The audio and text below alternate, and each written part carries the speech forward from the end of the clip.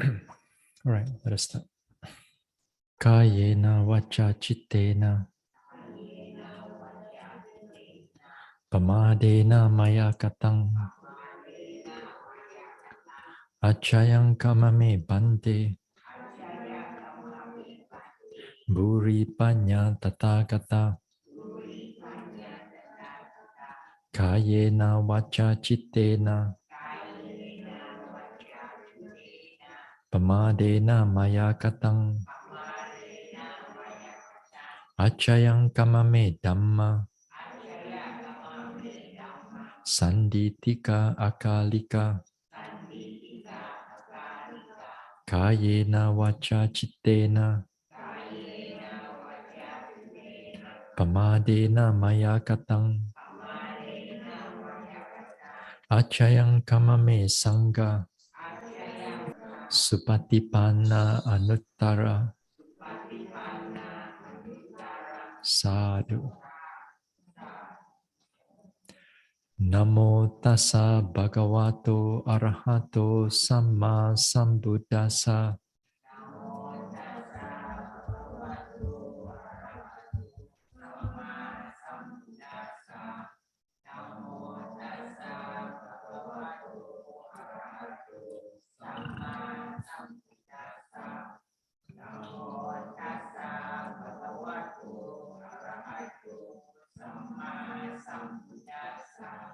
Buddhang saranang gacchami.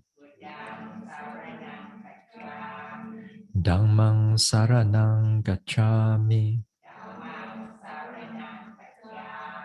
Sanghang saranang gacchami.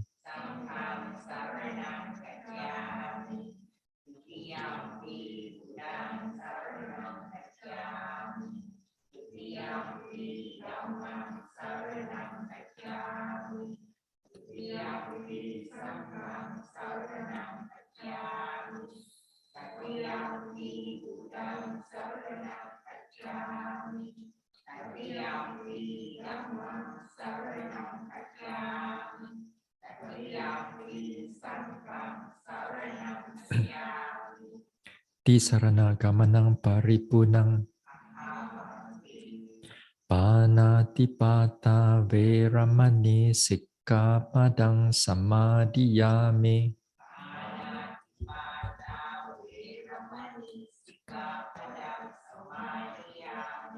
Adina dana veramani sikkhapadang samadhiyami.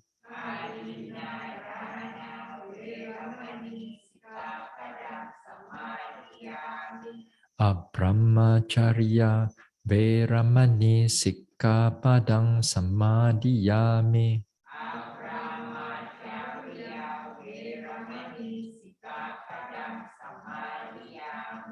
Musawada veramani sikkhapadang samadhiyami.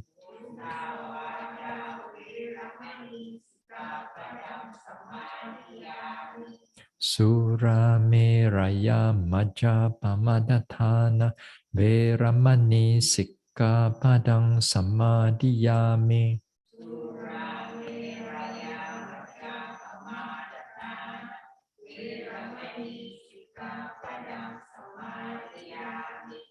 Vikala bhojana veramani sikkhapadang samadhiyami.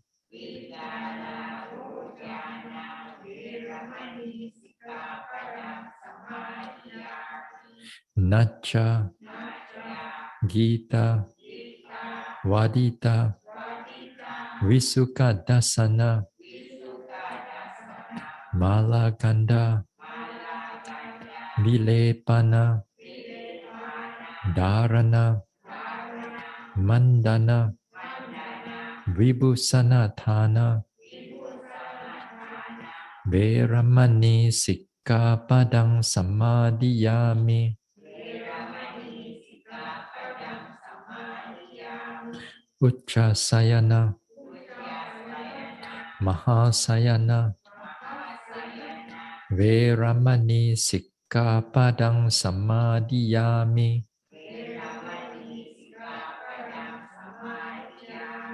idang me silang maga pala nyanasa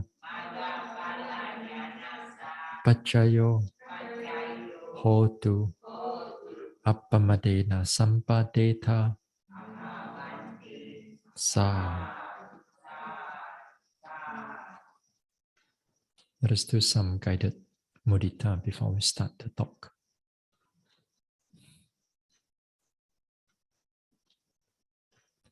And let us all relax here.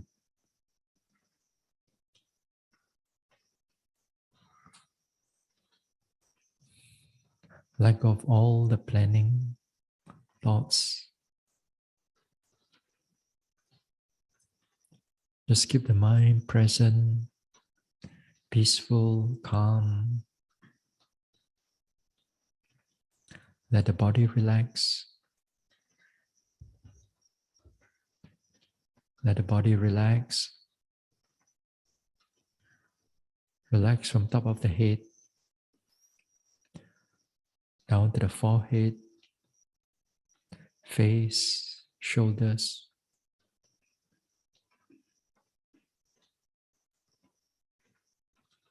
arms and chest, stomach area,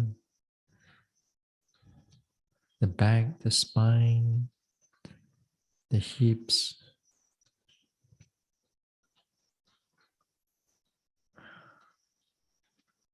the thighs and knees. Relax the calf.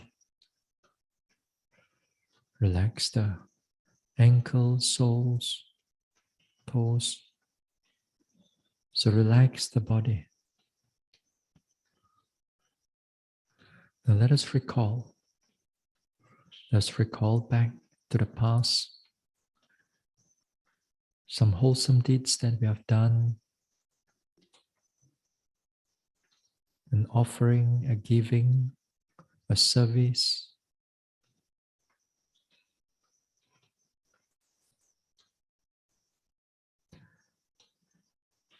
Then we recall it. Then we arouse the joy. We rejoice in our action. Now let us start. May all my material gains from the past, present or future, may all my gains do not disappear, do not fade away. May all my gains able to increase for my happiness, for my well-being, for my welfare. May all my spiritual gains from the past, present or future,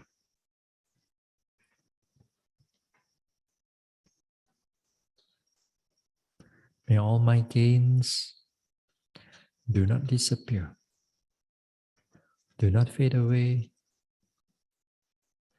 May all my gains able to increase.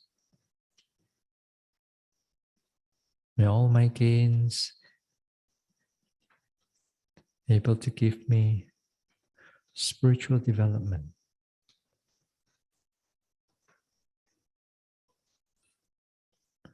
May all my gains able to increase and not disappear. May all my gains give me happiness, joy, give me spiritual development. Let us expand. Let us expand to all the beings around here. Monk or nuns, fellow yogis, helpers, volunteers, workers, donors, sponsors, supporters,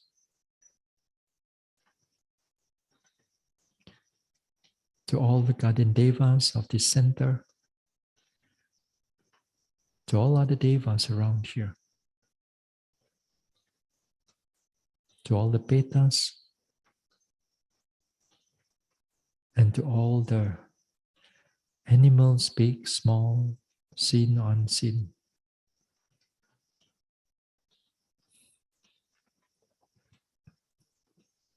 Whatever material gains we have accumulated from the past, present, or will accumulate in the future, may all these gains do not disappear, do not fade away. May all these gains able to increase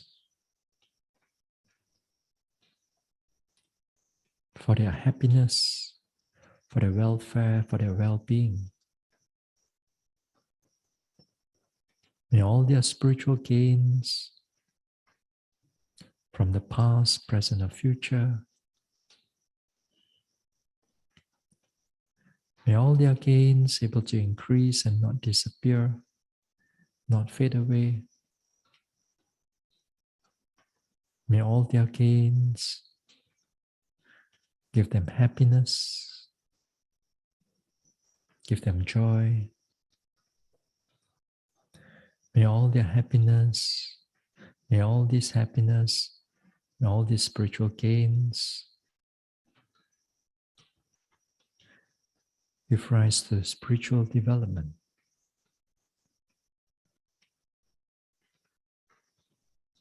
May all their gains, material or spiritual,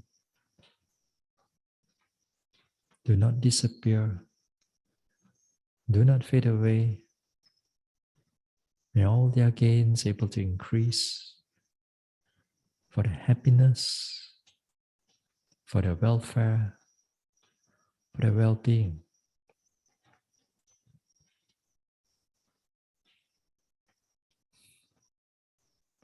Now let us expand. Let us expand our mudita to all the beings in this country.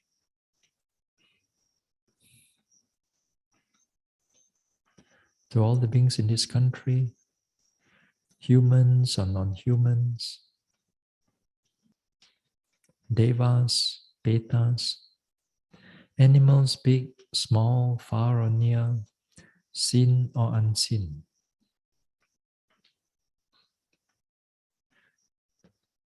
May all beings in this country,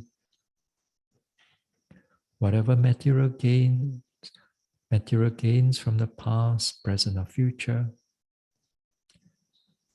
may all their gains do not disappear. May all their gains able to increase.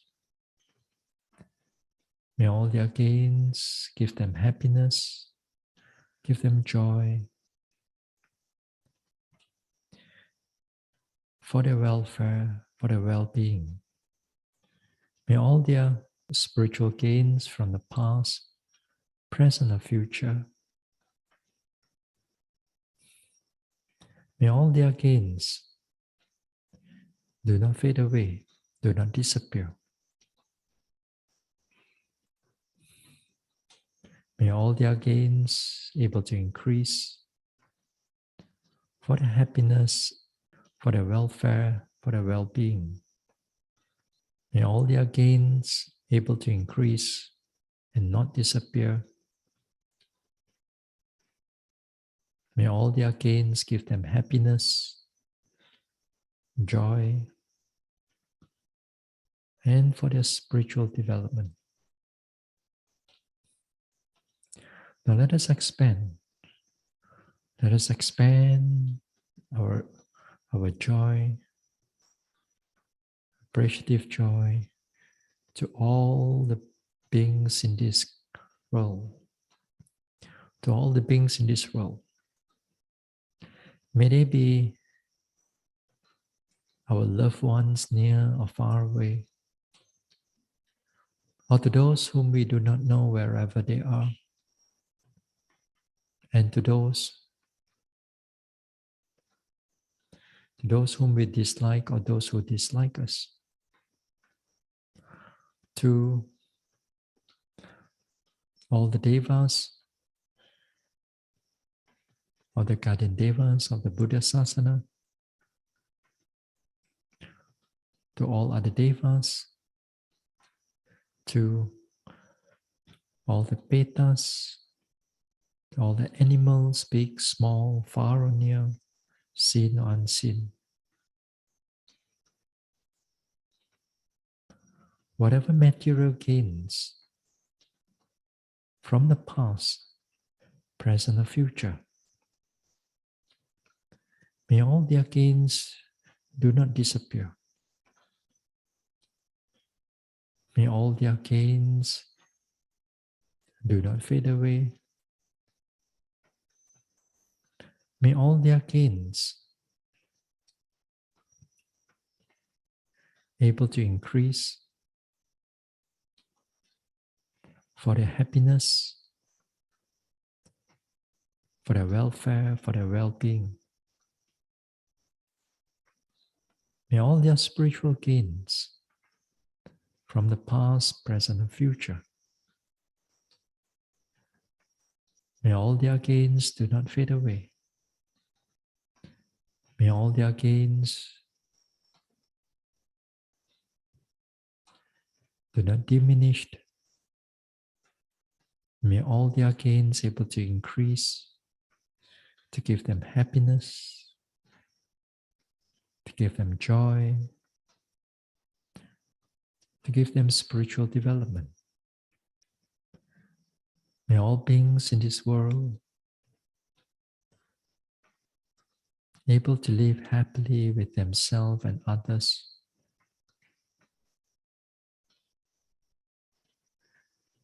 and not in jealousy or envy.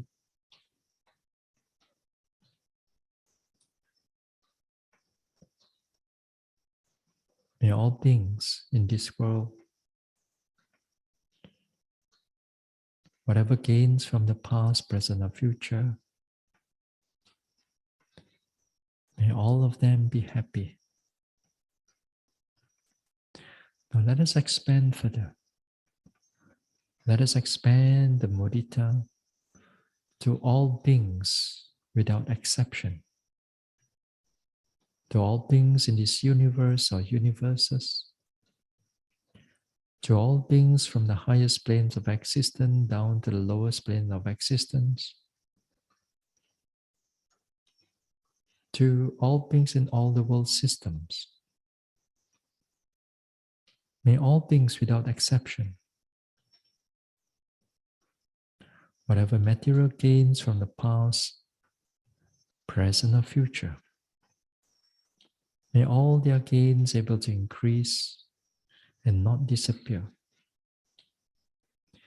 Give them happiness and joy for their well-being, for their welfare.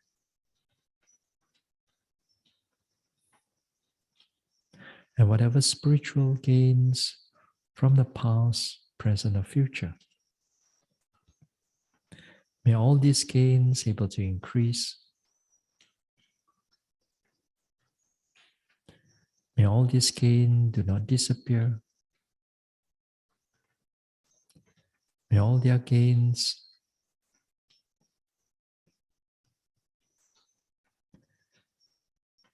able to give them happiness, joy, and spiritual development. May all beings, whatever gains from the past, present, or future, may they all be happy.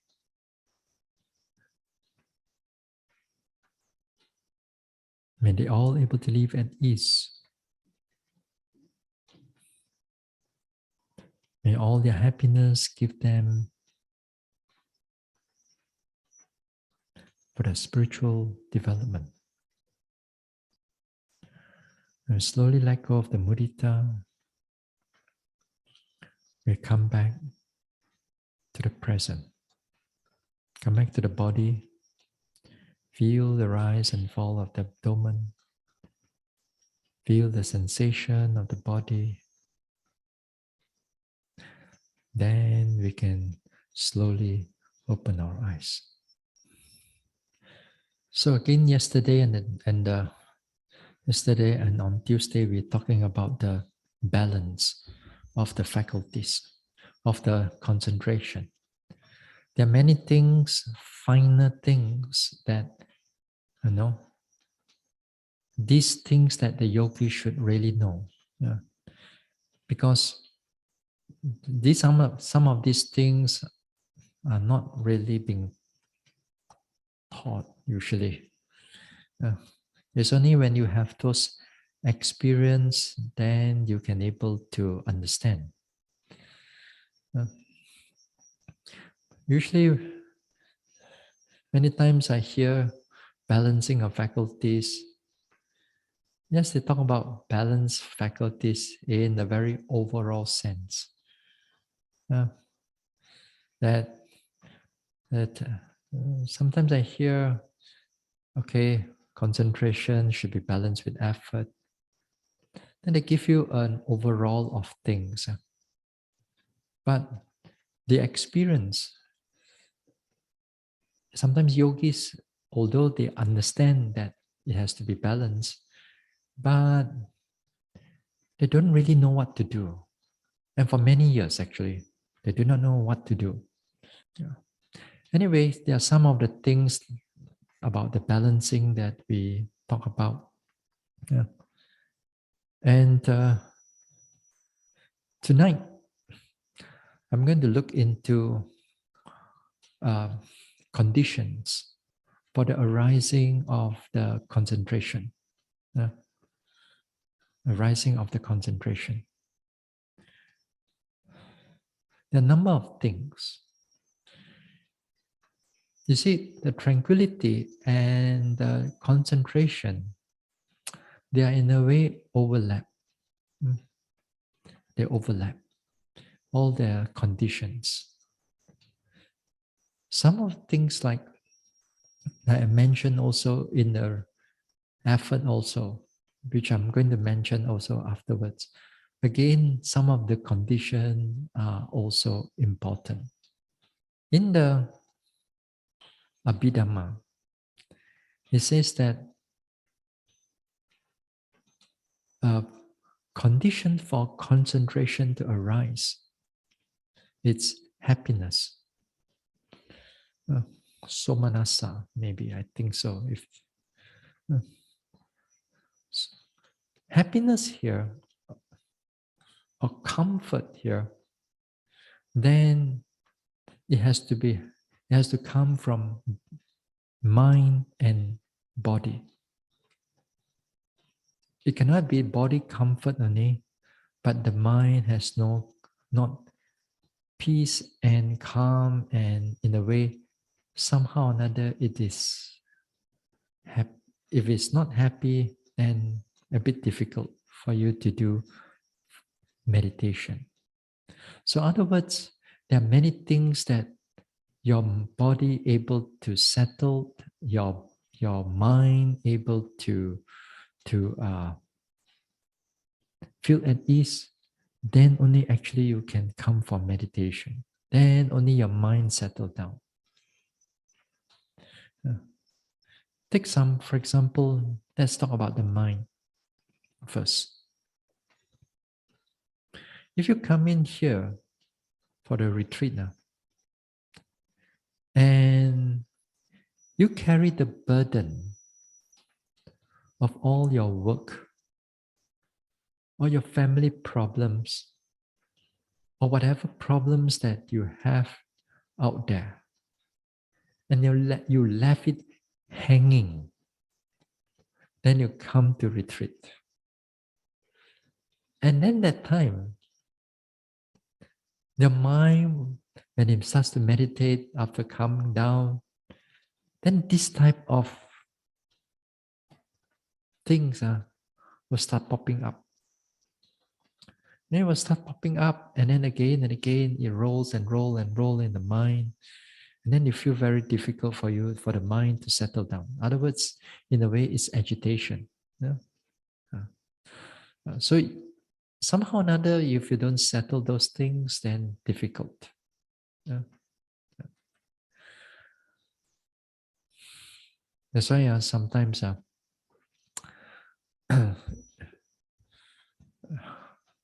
even like students also, last time here in Kota Tinggi here, there are many students come in for the retreat, university students. Usually like April to July, when they have a long break during that time. From there's a long break, that's a 3 months break. So during this 3 months break, there's number of university students used to come over here to meditate. Some that time you can see there's a lot of UKM, UPM, USM, whatever U. Nowadays, of course, more U. Those days, only have government U. So they come in like 10, 5%, and then of course, yeah, kind of like their Buddhist society organized this type of retreat, they come. Yeah. And normally, usually, Reverend Sujiva will say that, immediately after exam, please don't come. After 1 week later, then only you come. Because after the exam, it's like, oh, a very tension period of your time, of your life. Yeah. And all this assignment or this last minute study and all this thing, and then after that you within like finish your exam 1 or 2 days you want to come over. He says don't come. I come after 1 week later, all relax and put everything aside. If not, all the questions are still very fresh into your head. Then you meditate and all the questions come out, and then you see how you answer. Yeah, I just got to write that one. Then they also have a lot of agitation in the mind. So it's not good. So in other words, the mind is not really settled. It's not really settled. Or maybe in another way, yet you may have like anxiety or a lot of thinking. Maybe, perhaps, let's say, what? Let's say maybe that somebody, your loved one, is having sickness, and then you kind of like you want to go to a retreat, but you still go after all. I mean, perhaps somebody else could able to take care, but yet your mind still not feel settled, still not settled, still hanging there. So so the mind, so a lot of this is our attachment to our worldly things. So the attachment there, when it comes to the retreat, then very hard for us to settle the mind. Another thing about the nature of the mind also is that if your precepts are not pure, if your precepts are not pure, or you don't even bother about precepts out there, you kind of drink, kill, cheat, whatever ways that this one, and then you want to come to retreat. So you retreat, you need to develop, a pure mental state. But the purity of that mental state is always affected by all those things that you have done in the past.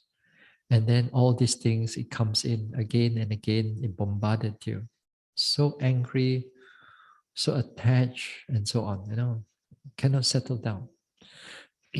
I've met with this type of yogis a lot, especially in the overseas, where in the Western countries, virtue, morality, is almost not there. Yeah?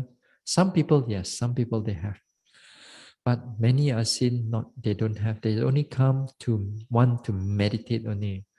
So when they come to meditate, they just want to keep the mind quiet only. But the mind cannot quiet because all the wrong things that they've done spring out again and again and again and again. They cannot settle down. Even for those who are Buddhists, or maybe only you become Buddhist like 3 or 5 years ago or 10 years ago, you know. Maybe you already, let's say around already 60 plus.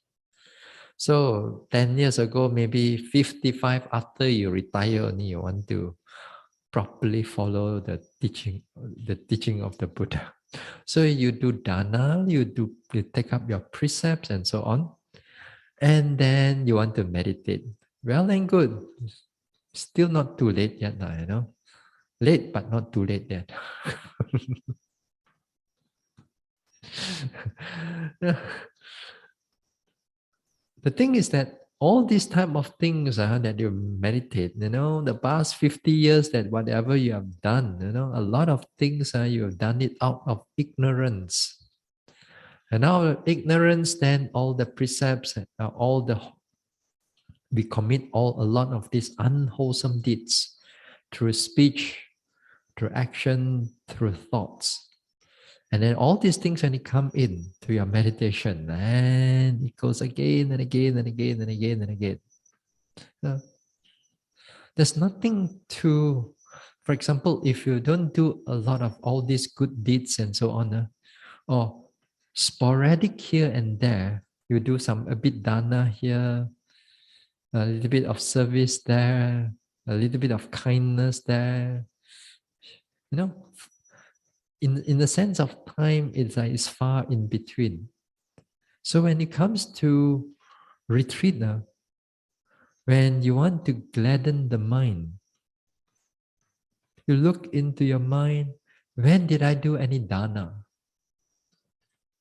Did I do any dana? You got to think so hard, so difficult. As if like, you look into your big your bucket of wholesome deeds are all empty one. Nothing inside there, nothing much. But if you are frequently able to do all this dana, and service and kindness and so on, then anywhere you turn on the bucket inside there, you turn here, there's one. And you turn here and there, there's another one. Other words, you turn in your mind because very frequently your thoughts come in, it's like that.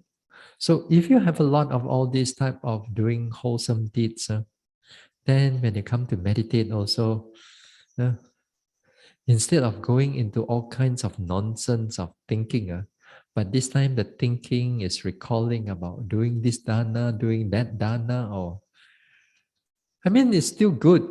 It's still wholesome, but of course it also will affect the meditation also, like if you think too much of it.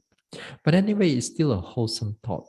And that type of wholesome thought, they can be the foundation for a deeper concentration to come. So therefore, it's good that we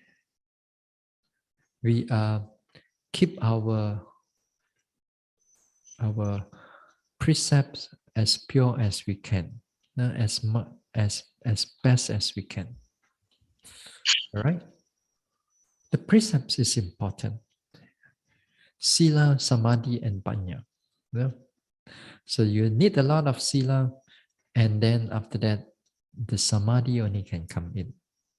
Perhaps I was thinking, maybe we'll talk about samadhi.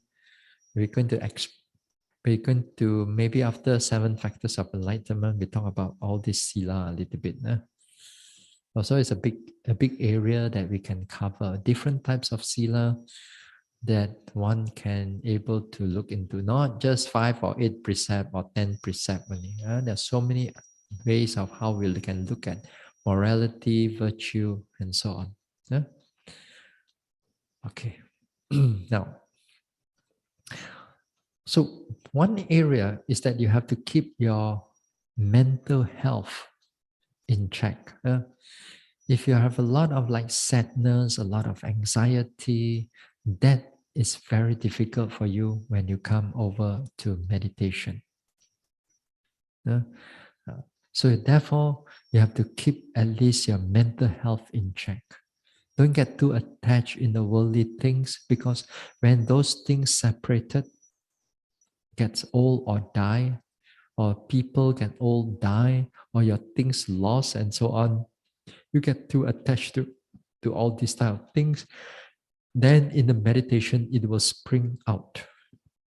We don't realize that all these attachments that of ours, as I said, the responsibility is one thing, attachment is another thing.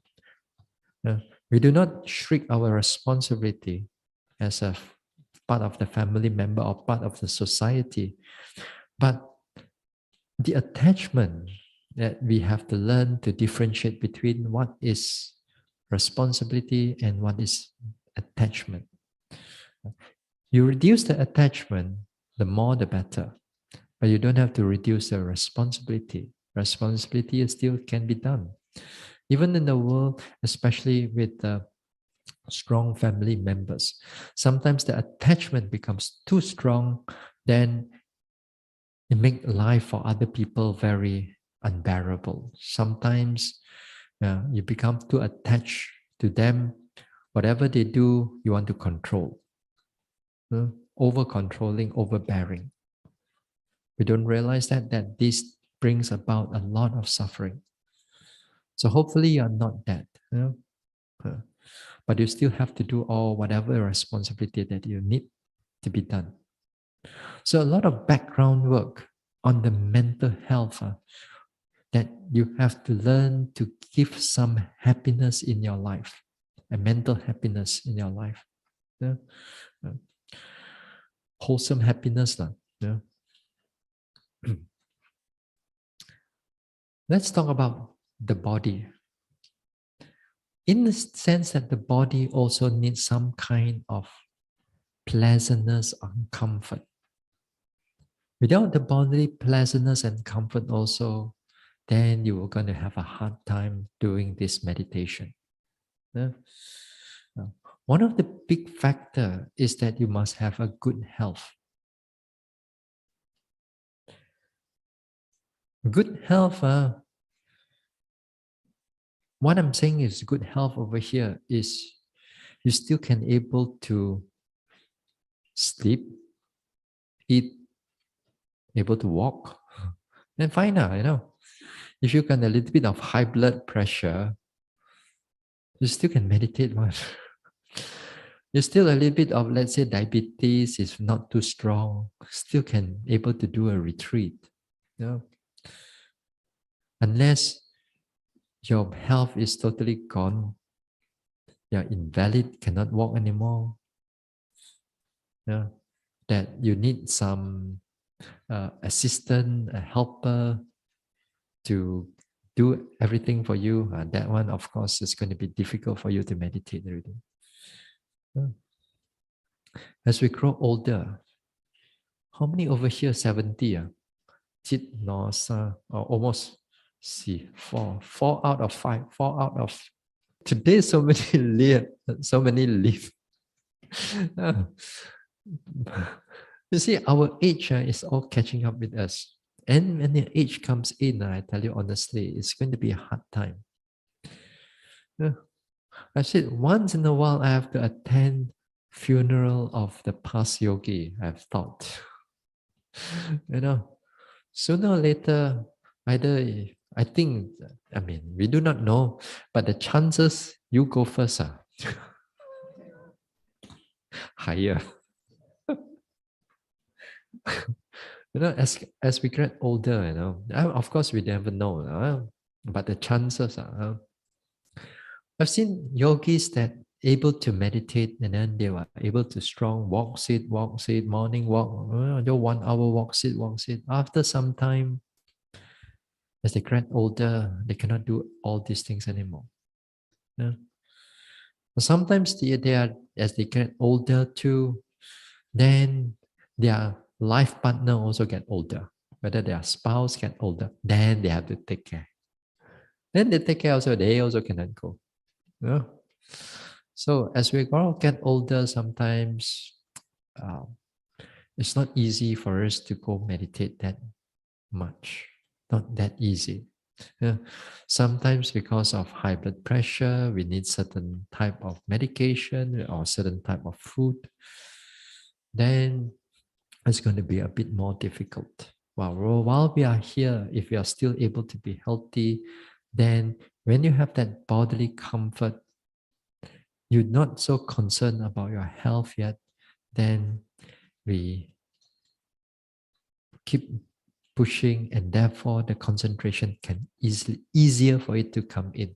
It has the basic conditioning. So the health is important. So every time you go back, every time when we go back from a retreat, as much as you are able to do your work and your whatever that you need to do, but make sure you don't neglect exercises. Yeah, you don't neglect exercise. But of course, we don't overdo lah. Do whatever that you are capable. Yeah? So don't neglect those things. These are some of the conditions that we need for the bodily comfort. Because the bodily comfort, then you always base on it that this bodily comfort, this bodily health, this good health, that I can able to pursue the noble path. Not because I have good health, then I'm thinking because of this good health, then I want to go for tour, kai here and there. Because a lot of people like that, out there. You mix with all your exercise group, yoga group lah, hiking group lah, tai chi group lah. Ask them why is it that they want to have good health? What's the purpose of coming for a good health for? And all this good health is because they still want to travel. They want to feel good. They want to feel good. They want to, eat everything, whatever is there. To them, that is happiness. But those are worldly happiness. A worldly happiness.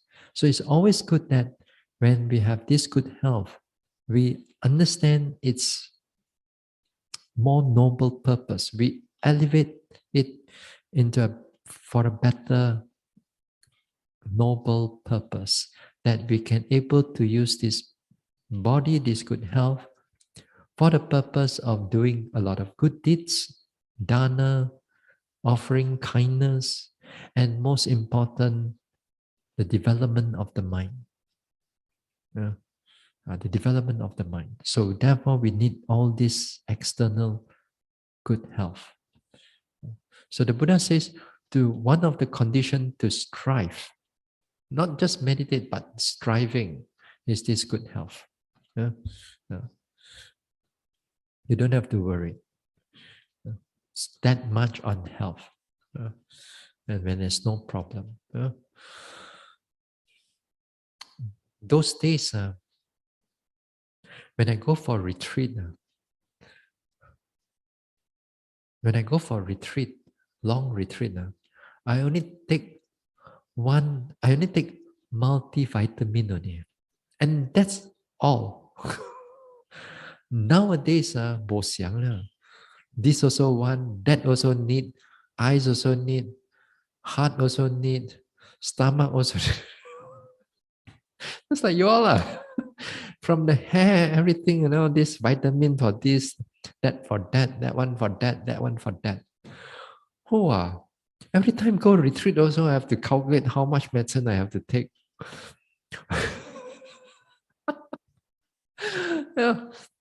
How much supplement, how much omega-3 lah, this and that. Ayo. Mafan,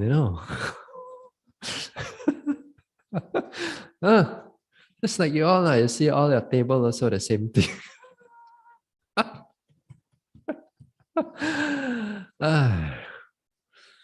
Sometimes I see.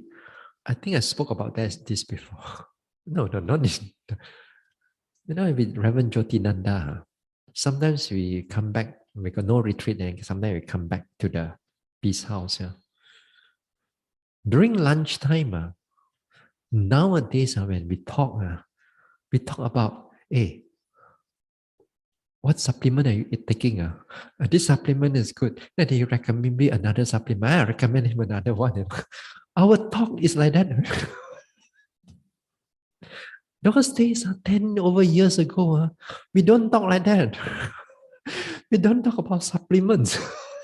It's never in the, hardly in the vocabulary.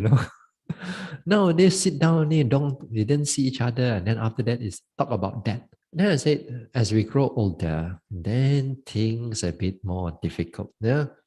Nevertheless, we try to keep up a good health. Whatever that is, we need this good health for us to practice. Even when you are sick also. Yeah. When you're sick, let's say you come over here, then you have some kind of sickness is there.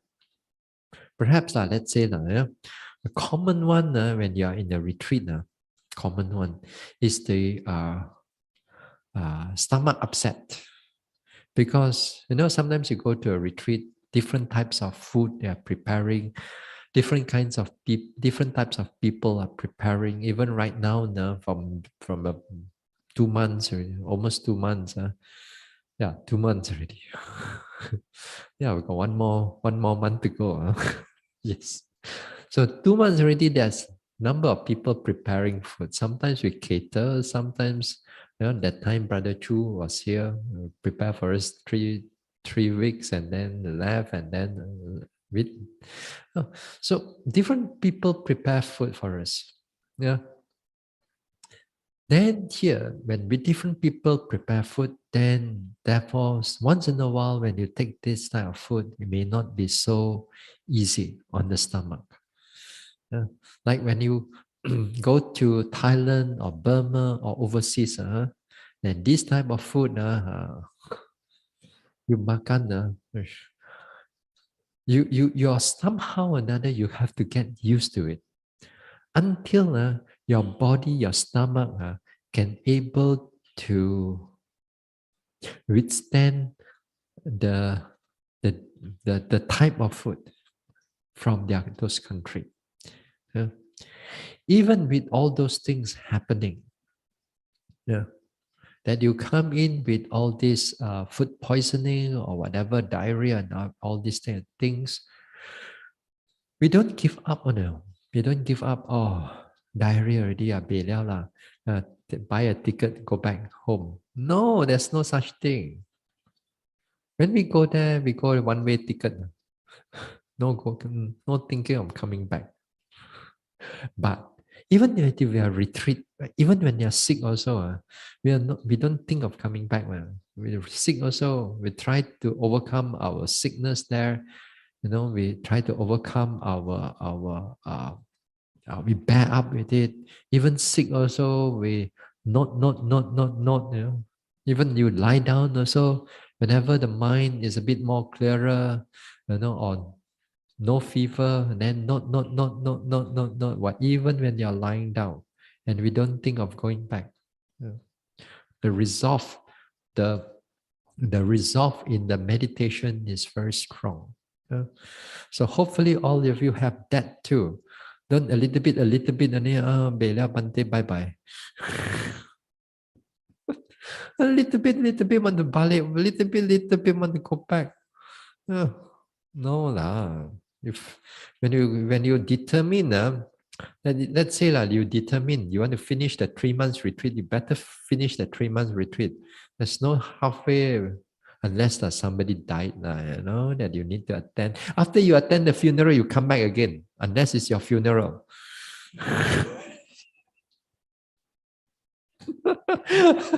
Unless it's yours, then of course. So somebody else died, you go there, you attend the funeral because you got to show up your face. Then after that, if you finish that thing, you come back again.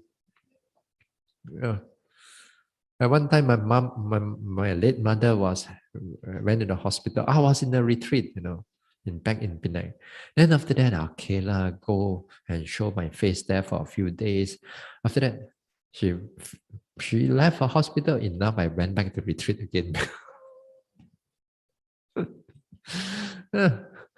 Like that, try to meditate.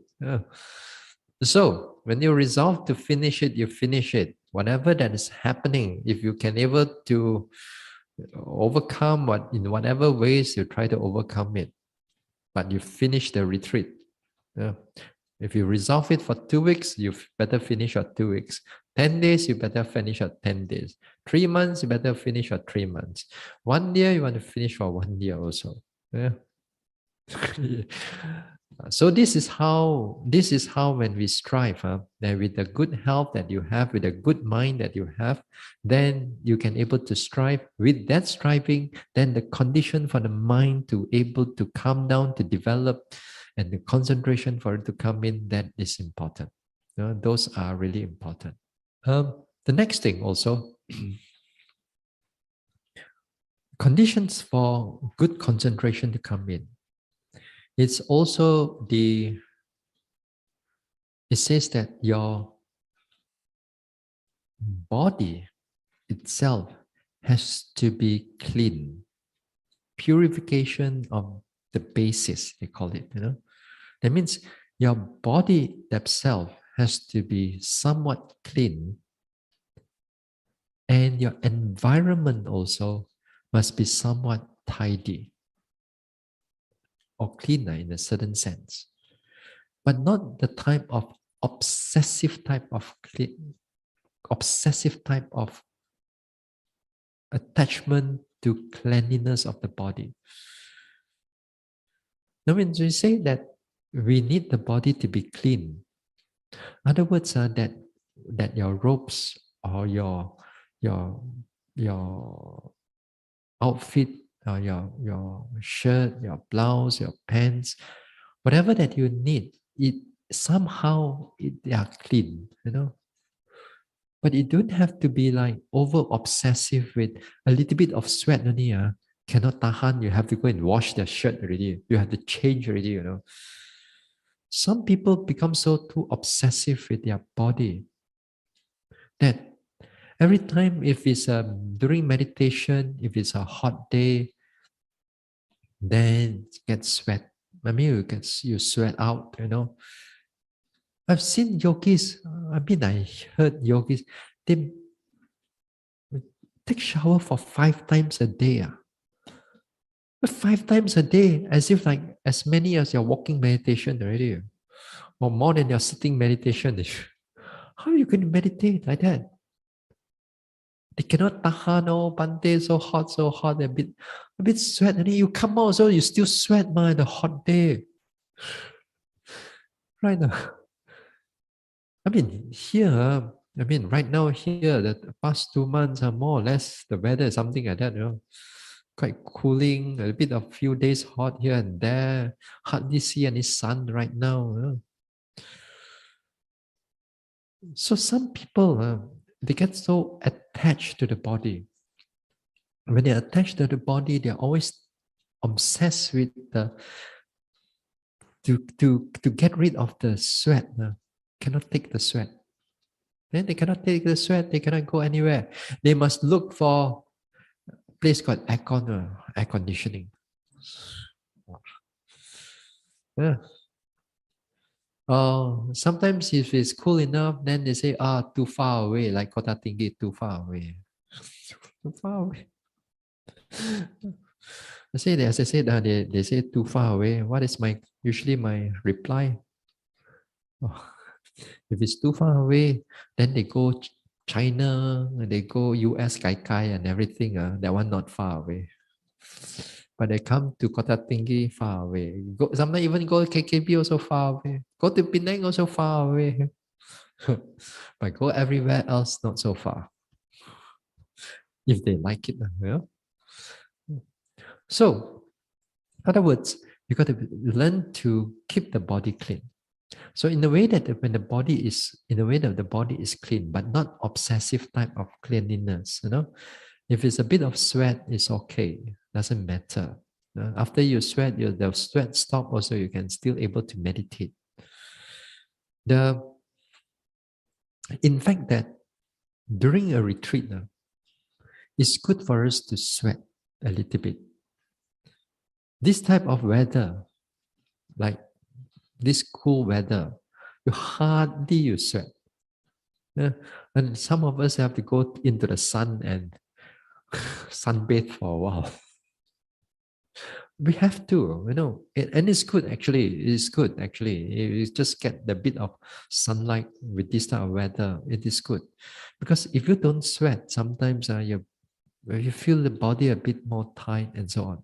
So sweat when it comes in, you feel like I don't have to pay for sauna. It's come naturally to me. Just meditate. No. In one time I was in Burma, then sweating. I mean, this is the horrible. I mean, their hot season is really hot, and it's like 35 degrees to 40 degrees hot. 110 degrees Fahrenheit. It's really hot. You sit down. The moment you sit down, it's already sweat. Sweat until the whole back is sweat. Your pants or your sarong also sweat. Everything is sweat. And everybody smells sweating. But after that, you feel quite okay. Because after all the sweating and so on, the mind feels quite alert. The body health is quite good. And for long-term practice, this is good. And this is somewhat good. So all you need to do is to change your mind just to get used to it. Change your mind just to get used to it. It's always good that the mind of a yogi is flexible. Heat also you can take it. Warm you can take it. Cold you can take it. But not, of course, not excessive in the sense. But there must be a range that you must learn to take it. There are days like up to 31, 32 degrees Celsius, then take it.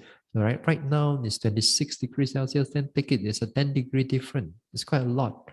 But of course, sometimes it gets colder a little bit. If your body is strong enough, if you still can able to take it, then well and good.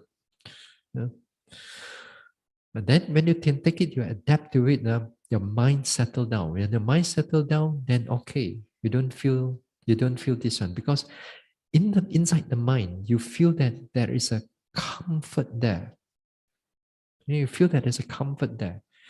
Even you sweat, that time you feel sweat a bit more sticky, but your mind feels that, well, somehow or not, it's good for the long-term practice, that sweat. So you change your mindset, it feels good. The whole mind settle down, the meditation starts going on.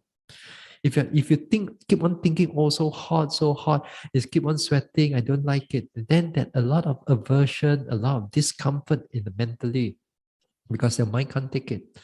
So all these small little things, if we overlook all these things, it can affect our mind. So a yogi needs to able to adapt to the situation, to the weather. So also, therefore, weather is one thing. The next one also, you must able to be adaptable to the food. Different places, they give you different type of food. Like when I go to certain places, that certain retreat has to be conducted in Mahayana temple.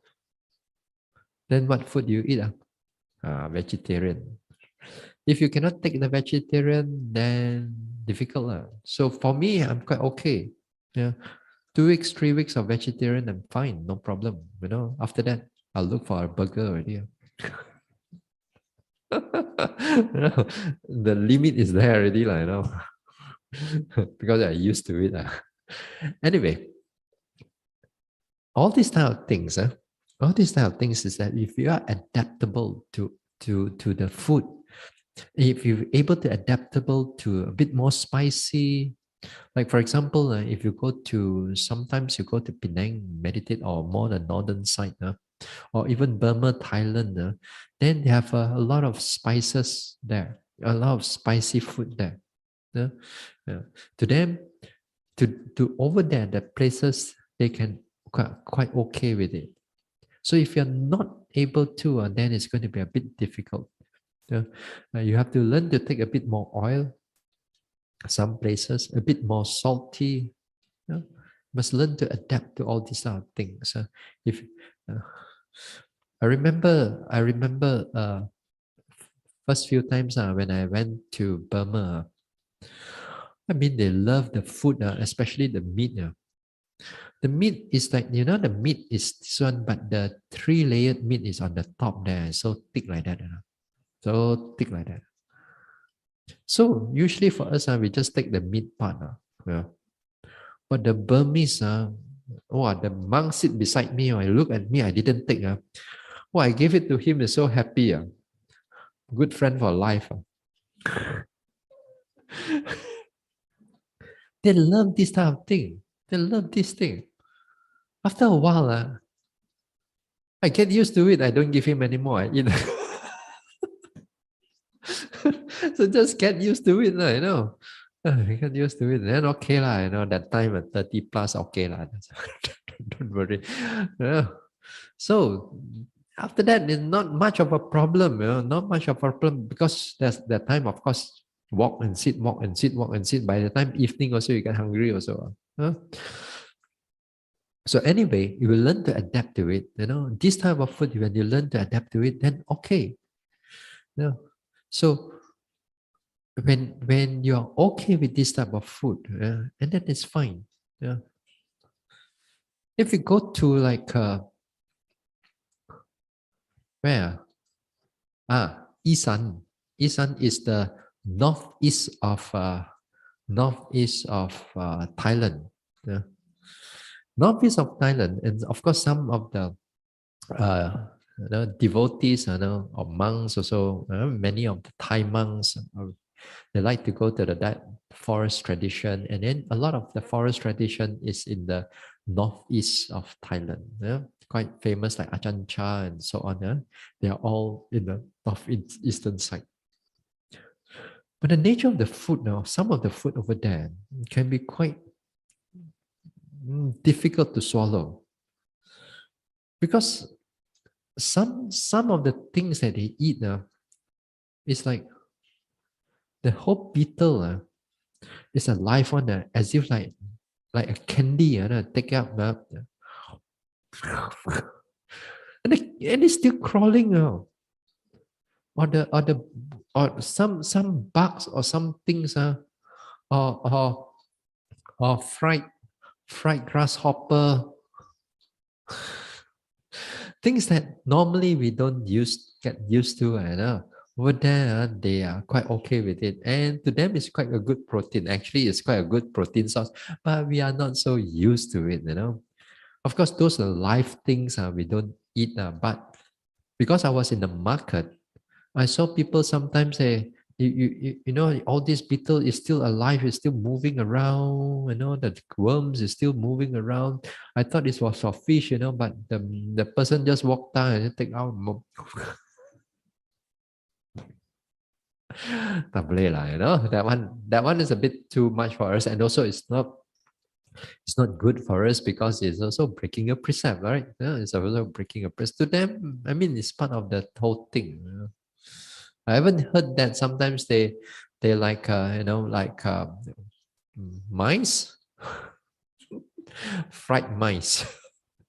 Yeah. So this type of food a bit too rough for us, a bit too difficult for us. But of course, most of the food is okay. Most of the things are okay. Yeah. So these are small things, but perhaps they don't serve it in the monastery, because things are still alive, of course. But the things that I've seen it like in the market, these things, the common people, the lay people eat. So in other words, the food also, when we eat, we have to be adaptable. We're adaptable to a certain range that it's proper and it's okay for us. And if you're not too choosy, then we can go many places for us to meditate. If you are choosy, this cannot eat, that cannot eat, very difficult. Some people meat cannot eat, some people this cannot eat, some people that cannot eat, then a bit difficult. So that are really bit difficult. Unless, of course, you may have certain allergy, that is difficult. But some people, they're just by choice, their own choice. It's not because of health reason, but it's just by certain choice. So therefore, if you're not that flexible, it's going to be a bit difficult for you to go to places to meditate. Yeah? Go to places, therefore, I said one thing is the food, the other one is the climate, weather.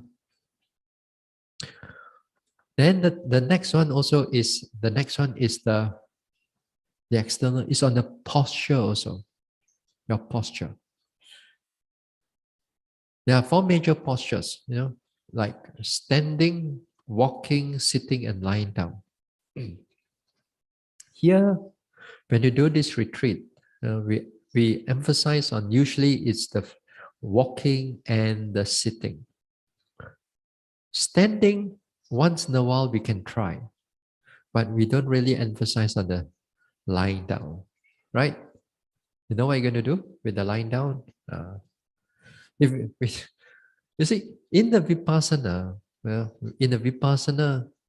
although it's mentioned by the Buddha, but not everybody should do it yet.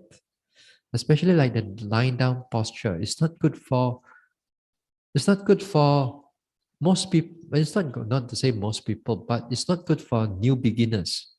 Beginners, or even you have some degree of practice. Lying down is not good posture. But if you are sick, if you're not feeling well, then of course that posture will be very good. You can't even sit like that. You can't even walk that time. So you are lying down. So that time when you lie down, if your mind is alert, then we still carry on noting, not until the mind become not clear. Then when it clear again, then not again. Then that time lying down posture will be very helpful. You can able to note the sensation of the legs, sometimes rising and falling, sometimes the whole body. There's many sensation that we can able to note in the lying down. Only that time when you're not feeling well. But if you lying down and sleeping, it's two different things. Lying down, that means you try to keep the mind 100% alert. This is a lying down posture. It's still a meditation. You keep it 100% alert at that time, or as best as you could. But if you want to, for sleeping, if you want to rest already to sleep, then of course we don't do that. We reduce the whole state of mind to become more relaxed, more calm, more aware. Don't let the mind run, and slowly let the mind goes into sleep. Don't let the mind goes into sleep. So don't let the mind run too much that time. Yeah. Noting too strongly also become very, very difficult. Usually, walking, sitting, and sometimes the standing posture. Now, in the standing posture, a lot of us, we don't emphasize on that. But sometimes it is a good posture. There are places in Burma, they teach the standing for 1 hour, or more than that. When they stand for 1 hour, of course, they note the bodily sensations, and which is good, which is also valid Vipassana objects.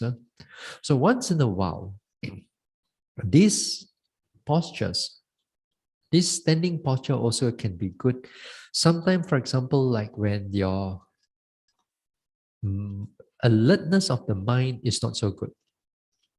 Say, for example, you note your object and then there's a bit nothing. Let's say sitting down. Then there's not clear thoughts coming a bit. Next thoughts coming quite a lot. Sleepiness come in also, nothing much. Rising, falling, nothing much. Is there, come and play hide and seek with you. No, not so much here and there. So this time you find that the sitting posture is not a suitable posture anymore. Then what do? You get up. You get up to do the standing. So you do the standing. Sometimes a change of posture, it helps to re-arouse the energy again. So re-arouse the energy, it calms the mind, and it can able to note a lot of sensation like in the 2 feet standing, or the back, or the whole head, up to the thighs, or certain sensation that is dominant enough that for the noting mind to be there. So if you can able to do that, to put the mind noticing what is on the standing, that time it will be good to keep the mind alert. Now, when we do standing also, the posture, the leg that when you do standing, it shouldn't be like parallel like that. It's not a very good. It's not a very good. It gives you stability. It has to be like a V shape a little bit, slightly V shape. If you understand for long, you understand for like half an hour, it has to be a slightly V shape. More like the shape of like your leg and your feet, the bottom of the feet and the shoulder is about that wide a little bit. More like you see when your body is relaxed, just relax the body and just put down the leg and just learn to see how the leg drops onto this one. Don't purposely must be straight, must be this one. Just gently, relaxingly, just drop it the leg on the floor. And then that is the comfortable position for the body. So with that stability is there. Now, when the stability, then the body is relaxed, then you pay attention to the posture of the, whether it's sometimes you feel some sensation in the head and note it. Sometimes you can do it like what we do in the sitting and touching. Now you can do like standing and touching, like you put your hands together. Let's say you put your hands together in front there and note touching, touching, touching, touching, touching. Then after that, you note your, instead of buttock, now you note your left. Standing, standing, standing, standing. Then you go to your right. Standing, standing, standing, standing, standing. Because the sensation is there. Then you come up again. Or sometimes you can do like sensation in the hands, touching, touching, touching, and then you scan. Standing, standing, standing, standing, all the way down. Then again scan. Standing, standing, standing, and then all the way down. Scanning all the way down.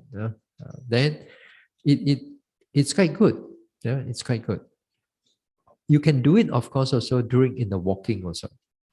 During in the walking, if you nothing much is to be seen, then stand a bit longer for a while. It's okay. But if your walking is good, let's say your sensation is good already, everything is quite clear, then don't stand for too long. Then make a turn already at the back, and then after that continue, because the you want to make things continuous. You want to get the mindfulness continuous. If the walking is already quite clear already, so you don't stand too long.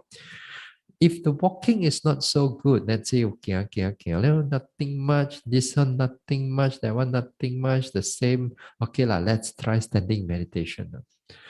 Try standing meditation is that in the beginning part, the standing meditation can be quite uncomfortable. It's just like if you are just starting to do your sitting meditation, after 15 minutes, 20 minutes, you cannot tahan already. So standing also something like that. For some people, the standing is quite difficult. It's not so easy. And then they feel that there's a lot of instability of the body. Sometimes not easy to stand. Sometimes very tight, very tense in the head for some people. So these type of things, if you find it it's not so comfortable, then better don't stand for too long. That if you're okay with the standing, then try to notice the standing. Because let's say one day if you sitting not so clear, what are you going to do? Sit there. Then get up and do the standing for a while. At least you know what to do. Then you can back up. This tak boleh jalan, you try another one, see whether can jalan or not. Or standing, not jalan. See whether it works or not, see whether things work or not. So, so don't just rely on just the sitting, because in the long retreat, not every sitting is a clear sitting. Some sitting is not a good sitting. So not a good sitting, then get up and stand for a while. Stand for a while. The more that you can able to stand, the more that you can able to notice what is going on, then the mindfulness continue that. Then when continue good enough, strong enough, clear enough, then you make an intention, slowly come down and sit again, and bring the whole mindfulness back again to rising and falling and everything. Then things work again. Yeah. So it can be quite helpful, the standing posture. Now, in the standing posture also, some people are not comfortable with the eye closed or the eyes open. Or some people feel that the eyes closed better. Some people feel the eyes open better. Well, that depends on the yogi. Now, you always good that if you want to do a longer standing, it's just like when you do a sitting, that you face the wall or you face something. It is not nothing in front of your eyes. Don't go and stand in front of a garden, and then with the eyes open. You're not going to do standing meditation, honestly. So standing meditation has to you face the wall a little bit, or you close your eyes so that things don't get distracted. If you want to open the eyes, then face the wall. Some people, you close the eyes, swaying the whole body, or you feel like internally swaying and unstable, and then that time you open up the eyes. So you open up the eyes, you meditate with the eyes open, then you notice the whole sensation of touching or whatsoever. Then it's very helpful. Sometimes it can be so helpful that a lot of sensation is coming in the pressure and all that thing. You come in the pressure and so on until you don't have to change to sitting meditation. One of the things is that the standing is supposed to have a lot of energy. A lot of energy is coming up, so that one can be helpful for this one. So the posture also is important. All right. So we continue this thing a little bit more on the Monday. So tomorrow we have a Q&A. I got no hope. I don't think so few yogis. Anyway, if you have a question, well and good, then put the questions in the box there in the female side. And for those who are online, then if you want to ask any questions, then you can send the questions to Sister Hunling, and then we'll try to this one. Again, here the questions on meditation, not too much on the worldly things, on Dhamma. Then if I have the time, I'll try to do this one. So for those online, the cutoff time is at 3 p.m. For over here, well, you can bring it up to 6 p.m. But yeah, if you have, I'll try to collect it by 12 after lunch also. Okay, we share merits. Idang me bawanang nibbanasa pachayo hotu. May my mental cultivation be a condition for the realization of Nibbana. Imang no punya bagang sabba satnanang dema. We share these merits with our departed ones, with all beings and all the devas. Sape satta Sukhi Hontu, Anumodantu. May all beings be happy, may they rejoice in these merits. Sadhu, sadhu.